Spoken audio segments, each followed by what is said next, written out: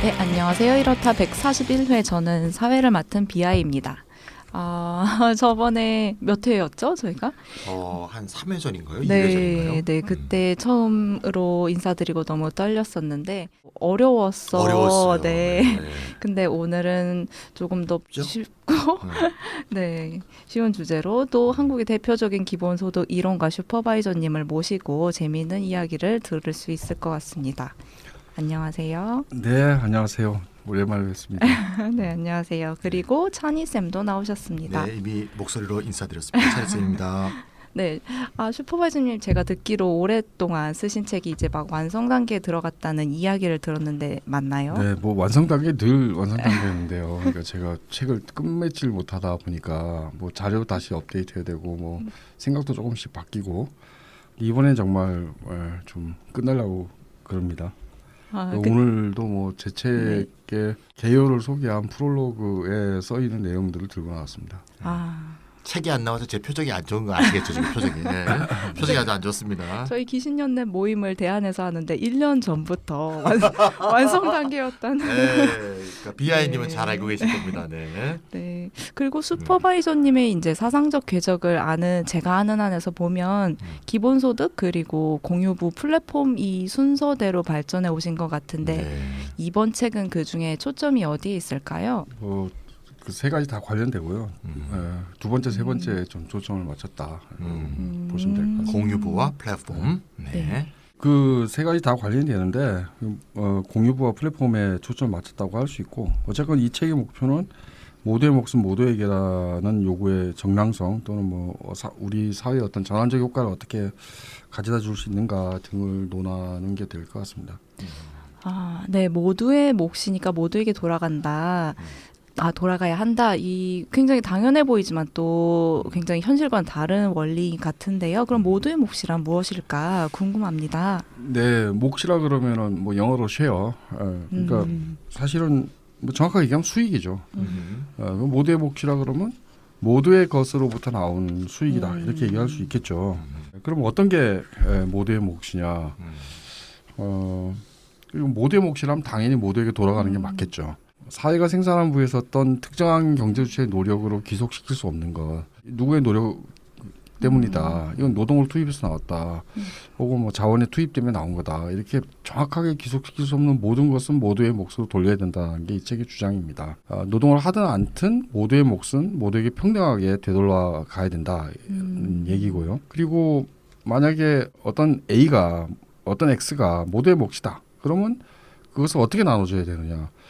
뭐 그렇죠. 많이 일하는 사람한테 많이 주고 적게 일하는 사람한테 적게 주고 그렇게 하거나 자산이 가난한 사람한테 많이 주고 부자한테는 안 주고 뭐 이렇게 하는 거 선별적으로 분배한다 그러죠. 이게 정당하지 않죠.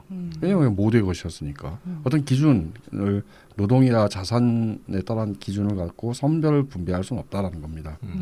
모두의 몫은 특정 주체의 성과를 기속시킬 수 없기 때문에 선별 분배는 사실은 안 되고 그럼 모든 사람한테 무조건적 평등하게 개별적으로 분배하는 거. 뭐 우리가 기본소득이라고 얘기를 하는데 무조건적, 개별성, 보편성. 그렇죠. 기본소득 방식의 분배가 모두의 몫을 나눠주는 방식이 되겠죠. 제 생각에는 성과에 따른 분배 원칙을 관철하려고 그래도 먼저 모두의 몫을 모두에게 평등하게 나눠준 다음에 비로소 성과에 따른 분배가 이루어질 수 있다. 그러지 않고서는 그러니까 사실은 자기 성과가 아닌데도 뭐 이건 내 소유권이야. 이거 은근슬쩍 울타리치기를 해서 자기가 가져가는 일들이 발생한다라는 그렇죠. 얘기입니다. 그 성과에 따른 분배 이게 뭐 현대 사회에서 가장 많은 게 노동에 따른 분배 같은데요. 그렇죠. 네, 자기가 노동했으니까 자기가 가져가는.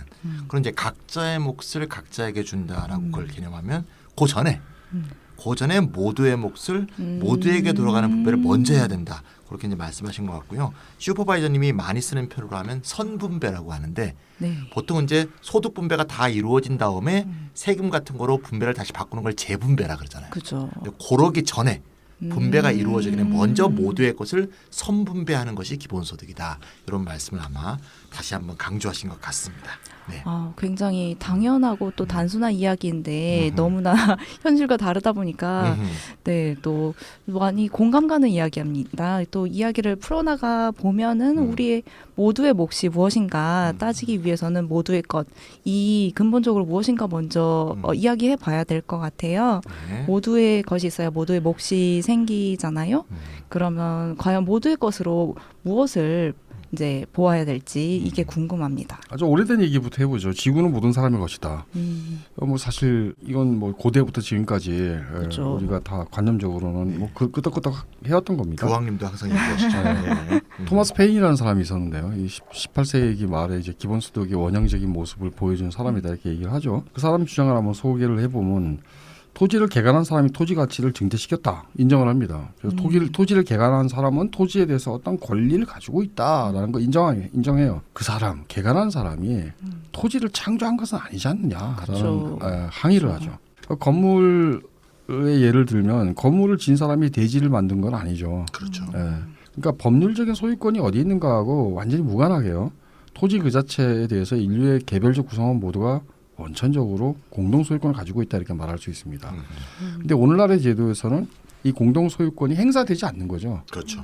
토지를 개간한 사람이 다 가지는 거고 건물 지은 사람이 토지까지 갖는 거고 그런 거잖아요. 그러니까 사실은 사적 소유권을 가지고 있는 사람이 이 공동 소유권을 찬탈한 꼴이 되는 겁니다. 뭐 우리가 이렇게 본다 그러면 토지의 활용으로부터 발생하는 수익이 있는데 그 수익 전부를 뭐 일부를 가져가는 건 당연하지만 수익 전부를 사적 개인이 뭐 이건 내 거다라고 가져가는 거 이건 정당한 얘기가 아니게 되는 거죠. 토지 활용에서 나온 수익의 일부를 사유구성원 모두에게 골고루 개별적으로 무조건적으로 배당해야 된다라는 주장을 한 게 토마스 페인이었습니다.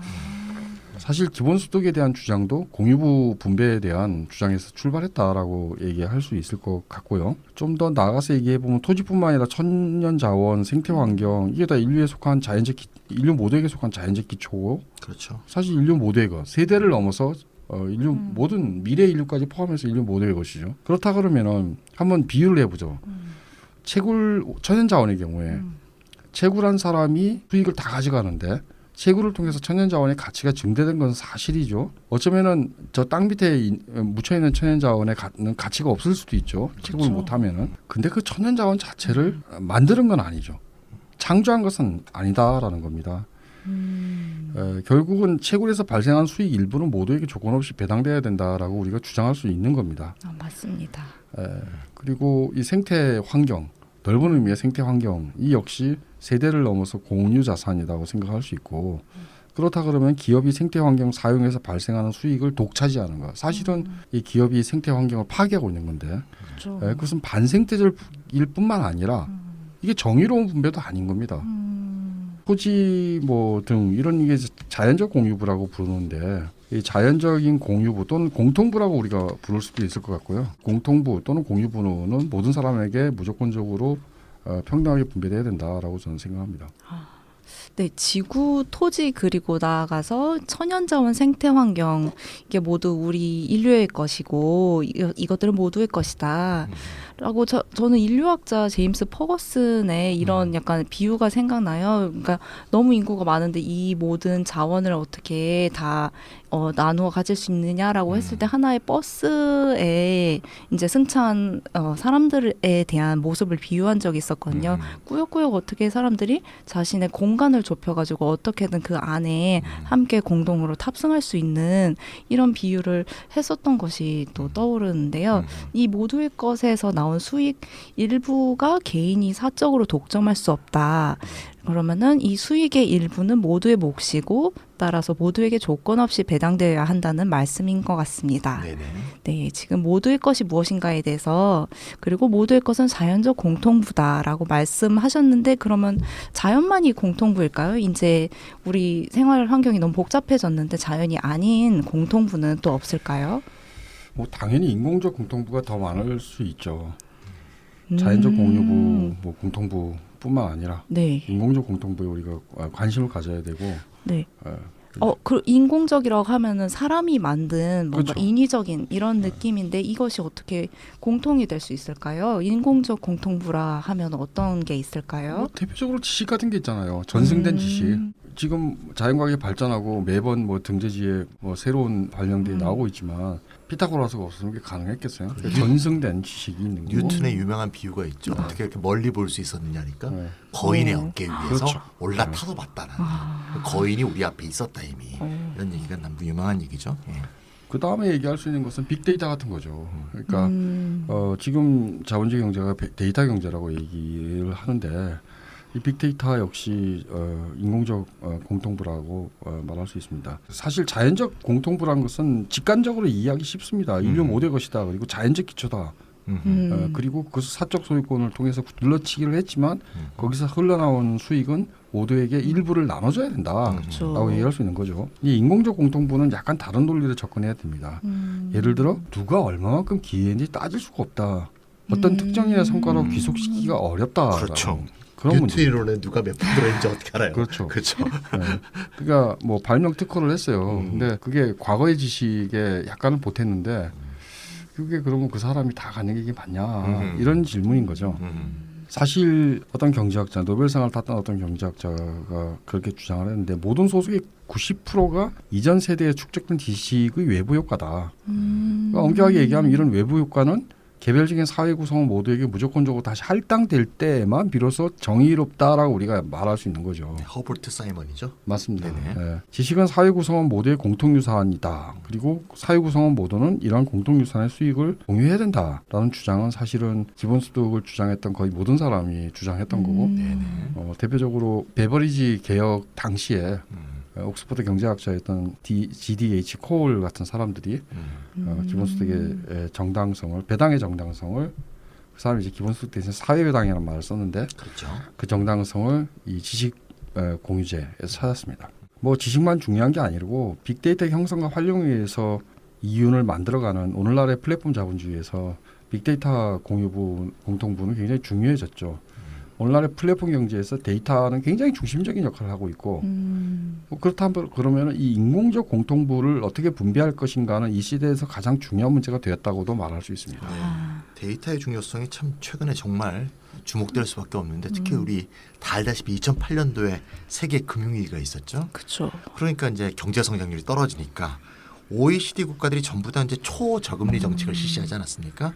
또 뭐 미국이라든가 일본 또 이런 데서는 양적 완화를 굉장히 많이 실시해서 우리 이렇다 시작할 때도 맨날 다뤘던 주제죠. 1회가 양적 완화였던 것 같아요. 1회가 벌써 몇 년 전 얘기인데요. 그러다 보니까 이제 금융 수익률이 하락하니까 고수익을 추구하는 이제 자본들이 디지털 자본으로 쫙 몰려들게 되는 거죠. 그러다 보니까 그 시기 이후에 지난 10년 동안이죠. 네. 디지털 기업이 엄청나게 컸습니다. 사실 조그만 회사들이 지금 뭐 거대 회사가 됐죠.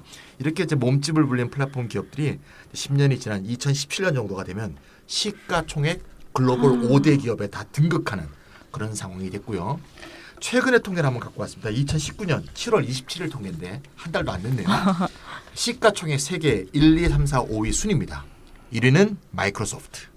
우리나라 돈으로 1,200조고요. 2위가 아마존 1,100조, 3위가 애플 1,100조, 4위가 구글 1,000조, 5위가 페이스북 670조입니다. 예. 물론 시가총액이니까 맨날 네. 바뀌겠죠. 그러니까 매달 이제 환산이 나오는데 이 5대 기업이 전부 다 플랫폼 기업이라는 얘기죠. 예. 그러니까 이 데이터가 공통제라는 거, 공통부라는 게 굉장히 중대한 문제가 되었다라는 걸 우리가 알 수가 있고요. 뭐 많이 아시겠지만 우리 이제 이렇다 방송 들은 분들은 많이 들은 얘기일 텐데 플랫폼 기업의 이유는 네트워크 외부 효과에서 나오죠. 즉 이용자 집단이 많아지면 많아질수록 네트워크 효과도 커지고 다시 말해서 사용자가 늘어날수록 플랫폼 기업의 이윤이 늘어나는 그런 식의 구조를 갖고 있죠. 그렇죠. 보통의 산업자분들은 수학 체감의 법칙이라 그래서 생산 요소가 한 단위 추가될 때마다 수학 다시 말해서 이익이 점점 줄잖아요. 그렇죠. 예, 투입량이 1이 증가할 때 예를 들면 수학이 1이 늘었다가 0.9가 늘었다, 0.8이 늘었다 이런 식으로 단위 수익이 줄어드는데 이 플랫폼 기업은 안 그렇죠. 1이 증가할 때보다 더 늘어나죠. 그렇죠. 그래서 이제 플랫폼 자본은 이제 수학 체증의 법칙이 작동한다 이런 얘기를 하는데 다시 말해서 투입을 증가할수록 규모가 커질수록 독점이 강화될수록 이윤이 기하급수적으로 늘어나는 그런 현상을 띠고 있기 때문에도 더 심각한 문제가 있다 이렇게 볼 수 있겠고요. 그럼 이렇게 수확체증하게 되는 이윤의 원천이 도대체 뭐냐? 그것이 바로 데이터. 근데 데이터는 아까 여러분 우리가 사회자님이 말씀하셨던 우리 모두의 것. 따라서 데이터야말로 인공적 공통부라고 볼 때 이 문제를 어떻게 처리할 것인가 하는 문제가 바로 21세기의 핵심 주제다 이렇게 말할 수 있을 것 같습니다. 네, 그러면은 이 상위 5대 기업이라고 해야 되나요? 네네. 5대 기업에 이렇게 수학 체증의 법칙이 적용이 된다면 당분간 이 데이터로 점점 이 기업들은 집적을 할 텐데 그렇죠. 이 부의 편중이 또 이제 점점 커지겠죠. 네, 심화 네. 이제 완화되기는 어려울 것 같아요. 네네. 플랫폼 기업의 이윤 창출 메커니즘 자체가 이제 물적 자원이나 인적 자원이 아니라 데이터를 기초 자원으로 한다. 그렇죠. 그럼 더 많은 데이터의 집적은 더 많은 이윤을 가져다 주면서 네트워크의 효과를 증대시킨다. 그리고 더 많은 데이터는 다른 기업들과 경쟁 수단이기도 하잖아요. 그래서 어떻게 하든지 이 데이터를 집적시키려고 노력을 하는 건데 그렇죠. 이걸 통해서 무엇을 하고 싶으냐. 그러면 자율주행 우리가 요즘 이야기하는 스마트 시티, 전자결제 이렇게 다른 영역의 비즈니스로 진출하기 위한 교두보가 된다. 그 최근에 뭐 우리 알다시피 그 쿠팡의 그 손정희 씨가 네. 지난 3년 동안 3조를 투자했거든요. 어디예요? 쿠팡. 오. 근데 쿠팡이 지난 3년 동안 5조 이상의 적자를. 그 도대체 왜 그렇게 어쩌다가. 투자하느냐? 왜 이렇게 투자하느냐? 쿠팡이 무슨 출혈 경쟁하고 있잖아요. 뭐 새벽에도 배송하고 뭐 다음 날 바로 배송하고 당일 배송하고 막 그러지 않습니까? 그죠. 근데 왜 그러냐? 바로 이 데이터를 잡기 위해서. 그 이 네. 택배 노동자들의 뼈를 깎아서 데이터를 집적하는 건가요? 아니죠. 그분들은 이제 각자의 몫을 각자로 받죠. 자기 이제 노동에 대한 임금을 받는데 우리 데이터를 쫙 얻어내기 위해서. 네. 물론 뭐 정당한 많이 주는 건 아니죠. 그 사람들한테. 저 그죠. 데이터를 딱 뽑아내면 어떤 사업이라든지 진출할 수 있기 때문에 예를 들어 막강한 돈을 투자하는 거죠. 자율주행은 상당히 발전하고 있죠. 음. 그러니까 구글 같은 경우에 원래 검색 엔진에 출발했잖아요. 네. 데이터를 집적합니다. 그리고 일단 이걸 가지고 광고 영업을 해가 돈도 마련하죠. 그죠. 근데 그 다음에 하는 일은 자율주행 인공지능을 개발하는 거죠. 그러니까 데이터를 기반으로 하지 않으면은 사실은 구글이 자율주행 사업에서 선두주자가 되기 어려웠다라고 말할 수 있는 거죠. 네네. 디지털 경제에서 플랫폼 고유의 기능이 그러면 데이터와 추출의 이용이다. 이렇게 말을 할 수가 있을 것 그렇죠. 같아요. 네. 네, 데이터를 기반으로 하는 가치 창출이 이제 서비스의 구체적인 형태와는 또 무관하잖아요. 뭐든지 할 수 있는 거죠. 네. 네트워크 효과가 나타날 수 있는 모든 영역으로 이 플랫폼 기업의 활동이 무한히 확장되는 게 또 굉장히 흥미롭고 무섭기도 하고 그렇죠. 네, 재밌는 현상 같아요. 이 확장이 계속되다 보면 이제 어디에까지 이르게 될까? 근데 생각해 보면은 이러한 경향의 종결점, 이제 종착지는 생산과 재생산의 전 영역에 걸친 이제 사회 인프라가 플랫폼 기업의 수중 안에 이 사기업 안에 놓이는 상태가 아닐까 싶은데요. 네, 맞습니다. 아마존 시대에 살거나 애플 세계에 살거나 둘 중에 하나겠죠. 네. 아 무서워.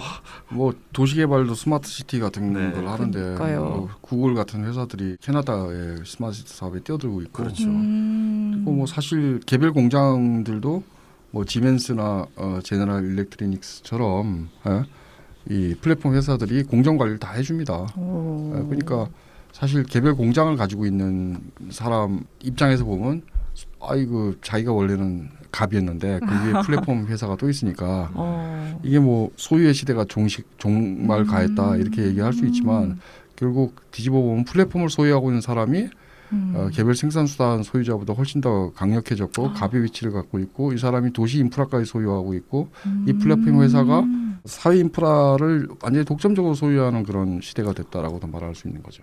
그러니까 뭐 제가 책에서 기본적인 요구 이 시대 가장 중요한 문제라고 얘기한 모두의 목숨 모두에게 이 원칙을 저는 플랫폼 자본의 데이터 인클로저에 대한 대항 프로젝트다 이렇게 해석을 합니다. 플랫폼 자본이 데이터를 그냥 몽땅 가져가는 거에 대해서 우리가 대항 프로젝트가 필요하다라는 거고요. 그 실천적인 핵심은 뭘까? 그러니까 네트워크 효과로 발생한 수익의 대부분은 사실은 모두의 몫이다라는 선언이다는 거죠. 네. 이런 요구에 도달하려고 그러려면 먼저 질문 하나 던져야 되는데 빅데이터는 과연 누구의 것이냐 이런 질문 먼저 던져야 됩니다. 사실 플랫폼 비즈니스와 인공지능 개발에서 빅데이터는 필수적인데요. 플랫폼 없이 형성이 되지 않아요. 그렇죠. 네. 그런데 플랫폼 기업이 단지 이 이유, 플랫폼 없이는 빅데이터가 형성되지 않는다는 이유만으로 플랫폼 기업이 이런 데이터를 다 가져갑니다. 이걸 저는 데이터 인클로저라고 얘기하는 거고요. 플랫폼 기업들은 거꾸로 얘기하죠. 우리 네. 때문에 생겼으니 우리 거다. 네. 이렇게 얘기하는 거죠. 네. 그러니까 이게 마치 농지하고 비교를 해보죠. 농토요. 농지란 건 미개간지를 개간함으로 성립하죠. 근데 개간 이전에 농지가 존재하지 않았죠. 그러니까 플랫폼이 없으면 빅데이터는 없어요. 그냥 땅만 있었죠. 땅만 있었죠. 그거 똑같은 얘기입니다. 근데 개간에서 토지 그 자체가 창조된 건 아니잖아요. 빅데이터를 농지에 비교하자면 빅데이터는 플랫폼에서 형성되지만 플랫폼이 인간의 디지털 활동을 창조한 것은 아니죠. 그러니까 플랫폼의 가장 중요한 기능은 거꾸로 이 인간의 디지털 활동을 가두리쳐서 인클로즈하는 거죠. 그러니까 플랫폼은 디지털 활동을 데이터 형태로 물질화하고 울타리치기하고 배타적으로 활용하고 가치화하는 겁니다. 우리가 데이터에 대해서 정확하게 이해를 해야 되는데 데이터라는 것은 단순한 정보가 아닙니다. 이게 기록물이에요. 정보의 네. 기록물이라는 거예요. 정보의 디지털 기록물이기 때문에 그건 어디에 기록이 되어 있느냐? 플랫폼 회사의 서버에 기록이 되어 있죠. 그 바깥에는 없습니다.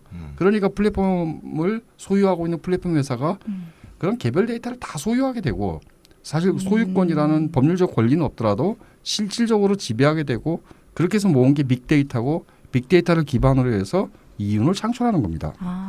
저는 이제 거꾸로 사태를 뒤집어 봐야 된다. 플랫폼 회사의 플랫폼이 회사의 소유라는 굉장히 우연적인 사건 때문에 네, 이 빅데이터가 맞죠. 전부 회사의 소유물이 돼 버린 건데 우리가 이 문제에 대해서 사실은 그것은 인간의 이 사회적 활동의 결과고 데이터 활동의 결과다. 모두의 공동 소유다. 사실 빅데이터에 기반한 네트워크 효과로 발생한 수익이 일부를 모두의 몫으로 돌려줄 때만 정당한 것이다라고 사태를 거꾸로 해석할 수도 있다고 저는 생각합니다.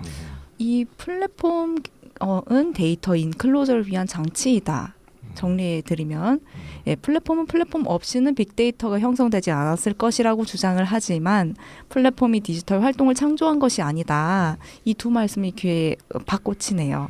그러네요. 네, 그 한편으로는 저도 개인적인 그 궁금증은 이 수익의 일부를 모두의 몫으로 돌려받을 정당한 권리가 있다라고 하셨는데 이 수익의 지금은 얼마나 거의 대부분 그러니까 얼마나 그 거의 100%를 이 플랫폼 기업이 가져간다고 보면 되는 걸까요? 그렇죠. 지금은 플랫폼 기업이 다 가져가고 있죠. 그들도 투자를 하니까 그 투자에 대해서 돌려받을 건 돌려받아야 되겠지만요. 그런데 네트워크 그 이외의 것은 전부 네트워크 효과에서 발생한 그렇죠. 거고 그것은 돌려줘야 되는 거죠. 네, 모두의 몫을 모두에게 돌려준다고 하면 기본소득의 이제 본질적인 원리로 다시 돌아오는 것 같습니다. 청취자 분들도 다 알고 계시겠지만 기본소득은 이제 자산심사나 노동에 대한 요구 없이 모두에게 무조건적으로 그리고 개별적으로 주어지는 정기적인 현금 이전으로 정의되잖아요. 맞습니다. 그러면 이 현금성, 정기성, 무조건성, 보편성, 개별성 이 5가지 기표로 이루어진 정의만으로도 이제 지금 존재하는 복지제도와 기본소득을 구별할 수 있을 것 같은데요. 그렇죠. 현금이라는 특성에 의해서 기본소득은 이제 교육이나 의료와 같은 공공서비스와 구별되면서 정기성에 의해서 기본소득은 성년에 도달할 때 이제 일회적인 종잣돈의 형태로 지급되는 사회적 지분급여와 구별된다.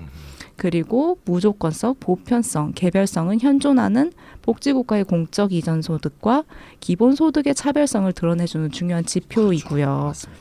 네, 20세기 복지국가의 이전 지출은 이제 기여의 원리에 따른 노동하면 이제 노동을 한 대로 자신이 사회보험을 한 축으로 하고 필요의 원리에 따른 이제 노동할 수 없거나 이제 장애가 있거나 이런 사람들은 공공부조를 받을 수 있는 이 사회보험과 공공부조 이 2가지 축으로 해서 가계 단위로 지급이 되었잖아요. 그렇죠. 이 20세기 복지국가죠. 네. 근데 이 기본소득은 노동에 대한 요구나 노동할 의사를 이제 증명할 필요도 없이 무조건적으로 이제 필요를 이 사람이 얼마나 필요하냐 이런 것을 가리는 자산 심사 없이 모두에게 가구 단위가 아니라 개인적으로 개별적으로 지급된다.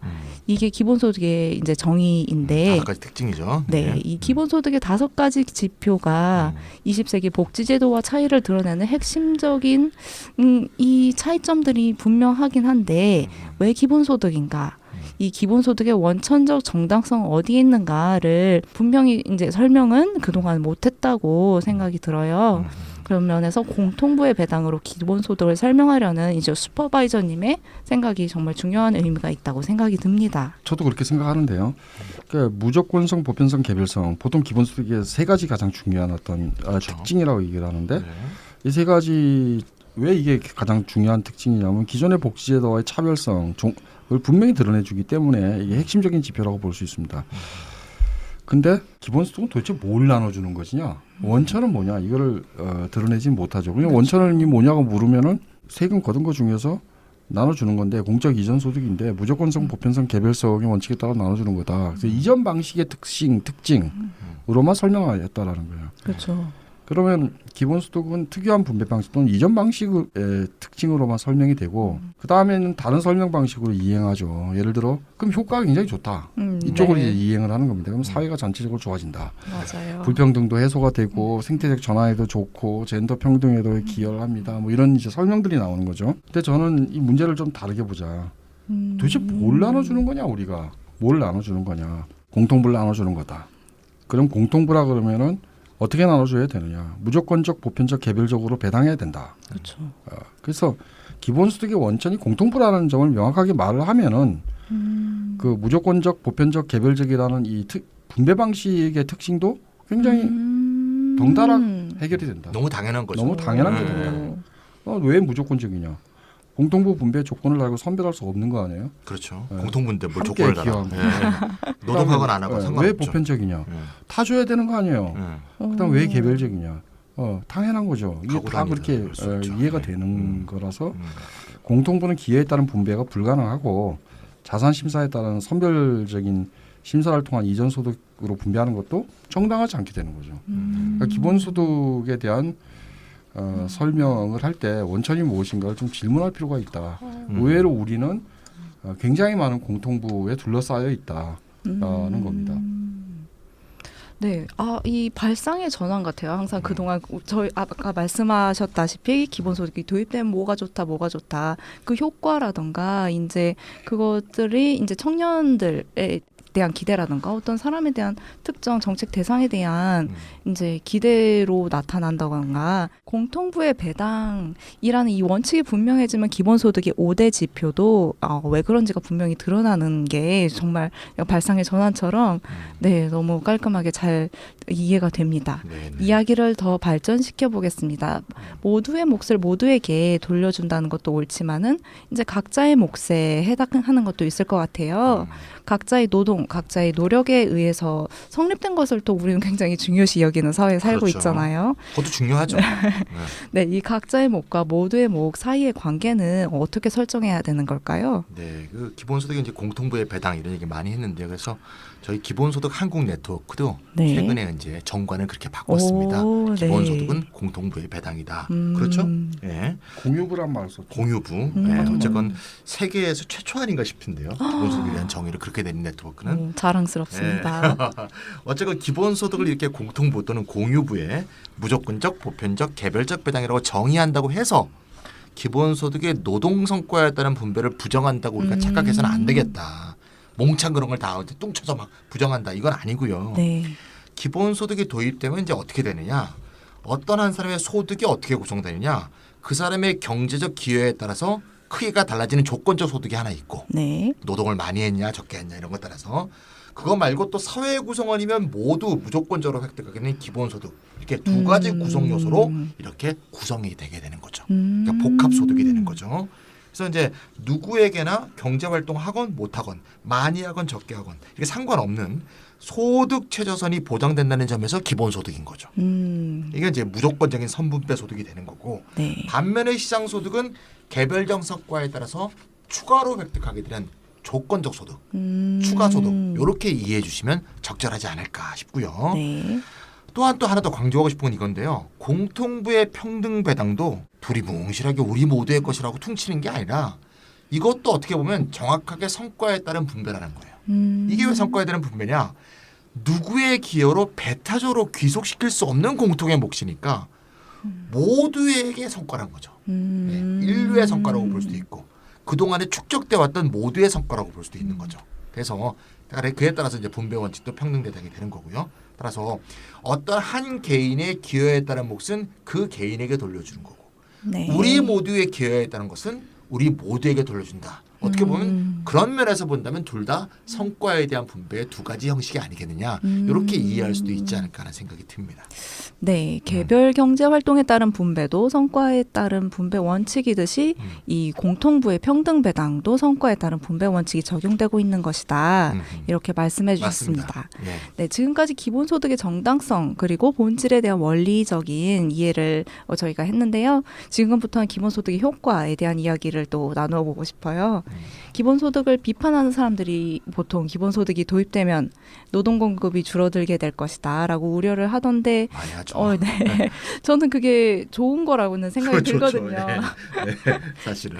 네. 슈퍼바이저님은 어떻게 생각하세요? 네, 사실 노동 공급이 줄어들 것이라는 우려. 사실 그건 거꾸로 얘기하면은 이 가처분 자유 시간이 많이 늘어난다. 소득 기반만 있다 그러면 가처분 자유 시간이 많이 늘어서 인간의 해방에 도움이 되는 얘기죠. 그렇죠. 사실 기본소득과 노동에 대해서는 뭐 지금까지 기본소득 연구가 많이 다뤄왔던 건데 좀 정리를 해보자 한번. 그러니까 노동과 무관한 기본소득이 도입됐다고 하면 쳐봐요.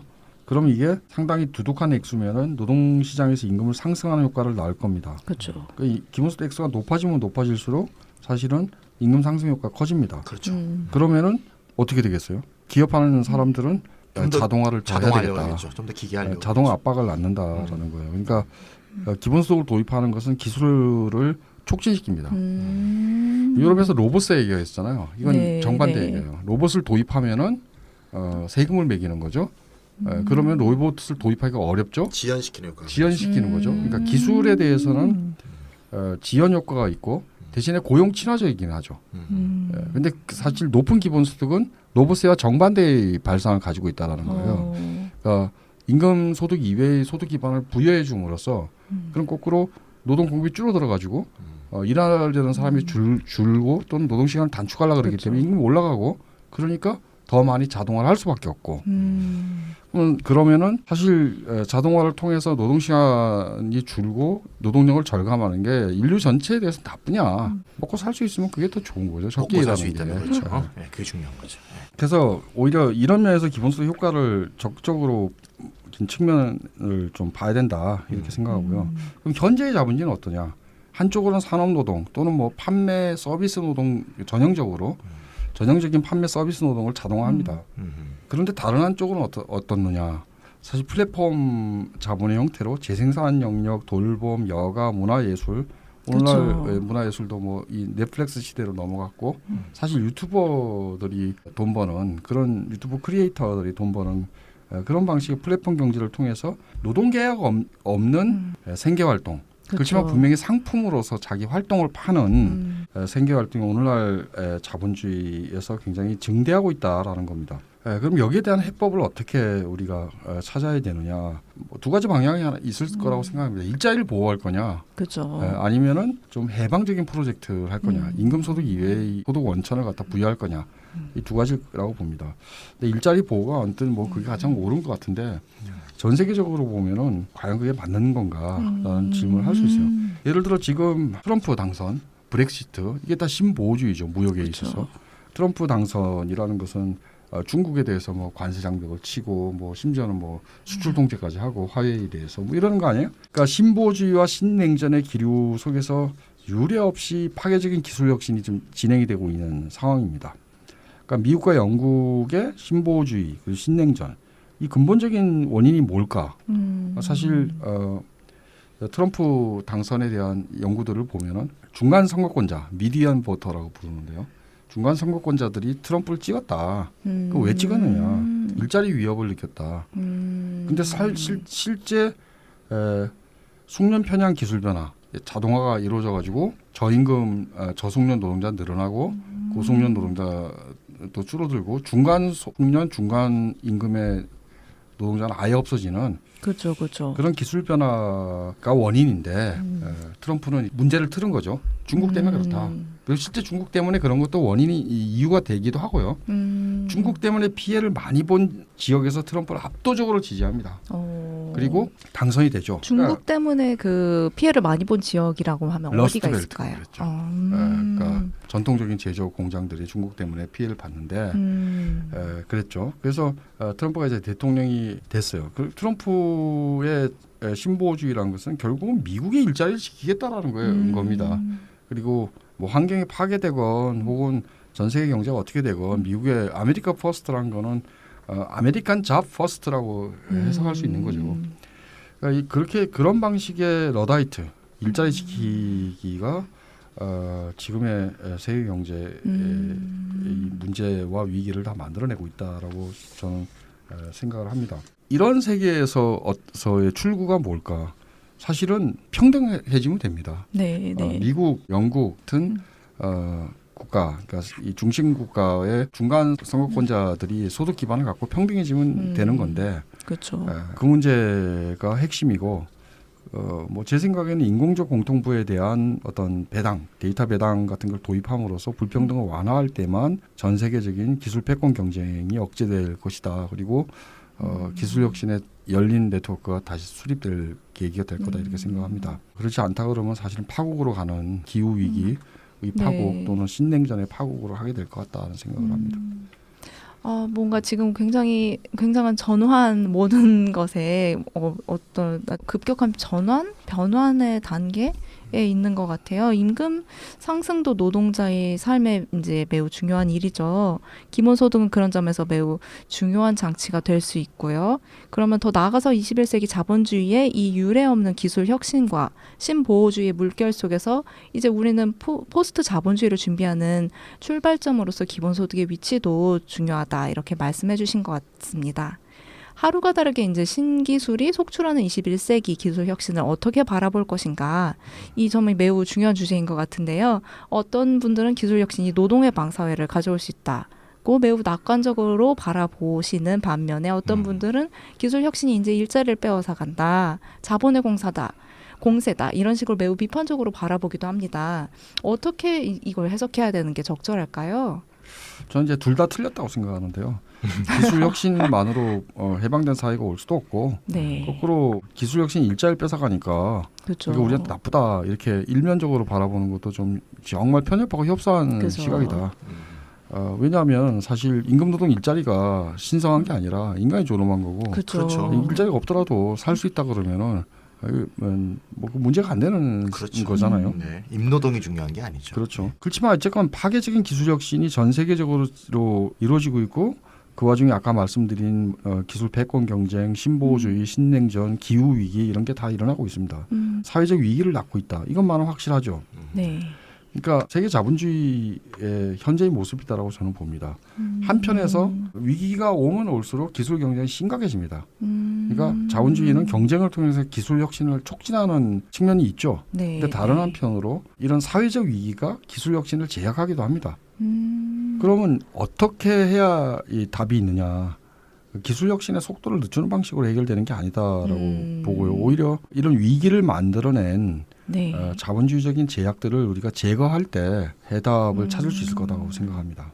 네, 그 자본주의적인 제약을 제거한다는 말씀은 어떤 걸 말씀하시는 걸까요? 오히려 기술 혁신을 더 가속화시키기 위해서라도 모두의 몫을 모두에 되돌리자 이런 얘기입니다. 그렇게 하면은 언젠가 우리는 탈희소성의 경제, 그러니까 뭐 이 자원과 에너지와 이런 부분에 있어서 희소성의 경제를 극복하게 되는 시대가 될 거다. 사실은 자본주의라 우리도 충분히 먹고 살 만큼 생산하고 있는데 그렇죠. 희소화 전략을 사용하고 있다. 자본주의 경제가 하는 거고요. 압축적으로 좀 말씀을 드리자 그러면 제가 쓰고 있는 책에서 임금노동 일자리를 바라보는 관점은 아까 말씀드린 것처럼 노동이 신성하다 한 게 아니라 인간이 존엄하다입니다. 그러니까 매우 방어적인 저항에 불과하더라도 어떤 제한된 시간 공간에서 일자리 지키기가 사회적 의미를 가지고 있잖아요. 저도 그렇죠. 해고는 살인이다라는 구호에 동의하고요. 그렇죠. 근데 그것은 임금노동 일자리가 신성하기 때문이 아니라 인간이 존엄하기 때문입니다. 그렇죠. 일자리가 사회적으로 중대한 의미를 갖는 이유는 거꾸로 얘기하면 기본소득이 도입되지 않았기 때문에 대중의 생계가 일자리와 임금소득에 걸려있기 때문이지 그렇죠. 일자리 자체가 그게 인간의 존엄의 문제는 아니다는 거죠. 일자리가 신성한 건 아니다는 얘기입니다. 만약 공통부 배당이 없다면 자동화 기술혁명은 다수 대중한테 재앙입니다. 일자리 잃고 소득 원천을 뺏기고 플랫폼 노동으로 내몰리고 뭐 이러는 거 아니에요? 근데 공통부를 우리가 무조건적 보편적으로 개별적으로 배당을 한다. 그러면 자동화 기술혁명이 일자리를 뺏는 재앙이 아니라 오히려 거꾸로 사람이 더 여유를 가지고 집에서 자기 하고 싶은 일을 할 수 있고 더욱 정치를 참여하고 더욱 풍성한 문화적 혜택을 누리는 풍요의 경제를 앞당기는 축복이 될 수도 있다라는 겁니다. 마지막으로 한 말씀을 좀 보충을 하자 그러면은 그냥 기술만 발전한다고 자동적으로 해방적 사회가 등장할 것이라는 낙관. 여기 저는 이건 잘못된 관점에 서 있다. 기술이 사회 형태를 결정하는 게 아니라 거꾸로 기술이 사회적으로 구성되는 겁니다. 그렇죠. 그러니까 우리는 이 기술 변화에 대해서 개입해야 되고 그런 개입의 단초를 저는 공통부의 무조건적 보편적 개별적 배당에서 찾는 겁니다. 네, 이 기본소득의 해방적 잠재력은 기술혁명에 의해서 이 와해되고 있는 노동자의 삶을 지켜준다라는 측면에서만 머물지 않을 것 같아요. 더 나아가서 이게 이 임금 수준이 상승되면 임금 노동을 넘어선 이제 창조적인 활동이 활발해질 수 있을 것 같습니다. 그렇죠. 네, 또 기본소득이야말로 이제 기본 기술 혁신을 촉진을 하면서도 기술 발전의 성과를 자본이 독차지하지 않도록 만드는 중요한 이제 지렛대인 것 같도 분명해지는 거죠. 한편으로선 또 노동시장에서 젠더 불평등이나 사회재 생산에 있어서 이것들이 모두 기본소득의 도입만으로 자동적으로 해소되지는 않겠지만 하지만 기본소득은 젠더 불평등을 해소하기 위한 또 유리한 조건을 또 제공하기도 합니다. 네, 이 기본소득이 위기에 처한 자본주의를 넘어서는 이제 사회적, 생태적 전환에도 엄청난 기여를 할 수 있을 것 같다고 보이는데요. 네, 지금 이제 비아이님이 기본소득의 효과를 이제 좀 몇 가지 정리해 주셨죠. 뭐 창조적 활동의 증대, 네. 또는 기술 발전의 성과를 함께 공유하는 문제라든가, 뭐 젠더 불평등, 사회적 생태적 전환 이런 거 말씀하셨는데 가끔 이제 기본소득 설명하는 사람들이 이렇게 만나다 보면 지금 이제 문재인 정부가 실패하고 있는 대표적인 정책이 소득주도 성장, 그렇죠. 소주성이라고 하죠. 이거를 정말 이룰 수 있는 대안적 방법이 기본소득이다. 이렇게 말하는 사람들을 가끔 만나요. 다시 말해서 소비자의 가처분 소득을 늘려줘서 경제 성장을 위한 선순환을 가져올 수 있다. 그렇죠. 구매력이 증가하니까 그렇죠. 더 물건을 팔 수 있게 돼서 실제로 소주성을 할 수 있다. 이렇게 주장하는 사람들이 많아요. 그래서 그런 사람도 있고 또 정반대로는 말이죠. 오히려 이렇기 때문에 즉 기본소득이 자본주의 소비 기반을 형성해서 자본순환을 돕는 기능을 하는 기획이다. 이렇게 해서 오히려 욕을 하는 또 좌파, 소위 좌파들도 또 자주 만나게 돼요. 그래서 이 양자를 다 만나게 되는데 저는 이제 기본소득을 이렇게 일자리하고만 연동시켜서 생각하는 어떤 그런 한계가 있다고 볼 수도 있는데요. 일자리와가 무관하게 사실 제공되잖아요. 기본소득. 그렇죠. 예. 그러니까 일자리와 무관하게 제공되는 기본소득은 이 투자 친화적인 재정, 통화, 인프라 정책에 의존해서 일자리를 창출하는 기존의 흐름. 다시 말하자면 생산주의적 압박을 감소하게 되는 거죠. 그렇죠. 일자리와 연동이 안 돼 있으니까. 그래서 당연히 오히려 생산주의보다는 생태적 전환에 기여할 수밖에 없는 거고요. 네. 또한 분배가 평등하게 이루어지면 이루어질수록 당연히 생산주의적 압박이 줄어들고 그렇죠. 더 많이 생산해야 된다든가 더 많이 일해야 된다가 이런 식의 압박이 줄어들고 생태적 전환이 좀 더 용이할 수 있는 그런 조건이 형성된다 이렇게 볼 수 있을 거고요. 또 이제 세금에 의해서 이제 재원을 마련한다 그러면 최근에 우리가 바로 전회에도 스위스의 생태 배당에 대해서 얘기했는데 네. 생태세를 걷고 그렇게 해서 거둔 것을 다시 n분의 1로 생태 배당으로 나눠주고 이렇게 하게 되면 당연히 생태세율도 꾸준히 올리면서 생산 기술의 생태적 전환을 강제하게 되는. 왜냐하면 생태적으로 하지 않은 사람은 세금을 더 내게 되니까 그렇죠. 당연히 그런 걸 피하게 되는 거죠. 그런 방향에서 기본소득이 이렇게 사회적 전환, 또 생산주의로부터 해방, 또 생태적 전환 이렇게 나갈 수 있는 오히려 징검다리가 될 수 있다는 측면에서 바라보는 게 오히려 아까 생산주의적 관점에서 보거나 또는 자본을 돕는 거 아니냐 이런 식으로 역편향적으로 각각 생각하는 것을 뛰어넘을 수 있는 어떤 사고방식이 아닌가 하는 생각이 좀 듭니다. 네, 기본소득의 효과에 대해서 이야기를 이어가고 있습니다. 네.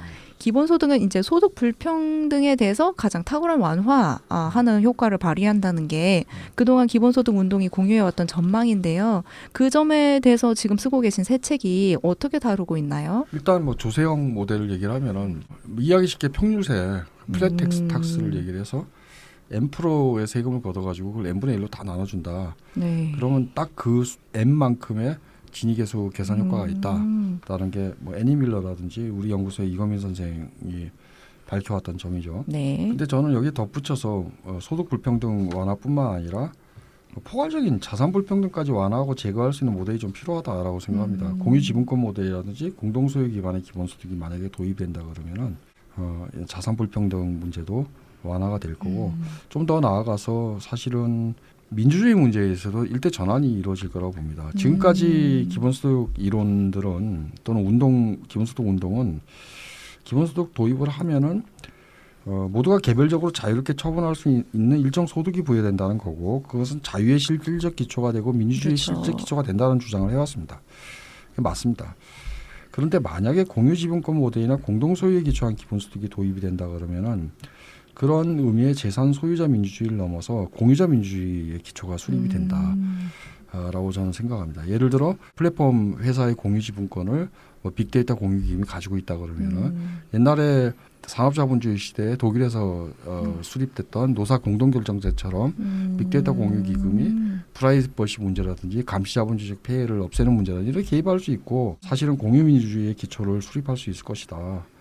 라고 생각이 듭니다. 그러니까 민주주의 문제에 있어서 우리한테 중요한 것은 신자유주의 이전의 민주주의 황금기 50, 60년대 이걸로 돌아가는 게 아니라 그렇죠. 회복의 문제가 아니라 민주 회복의 문제가 아니라 새로운 형태의 민주주의적인 형태를 수립하고 새로운 시대로 전환해가는 게 과제라고 생각이 듭니다. 네. 네. 잠시 쉬었다가 2부로 돌아오겠습니다.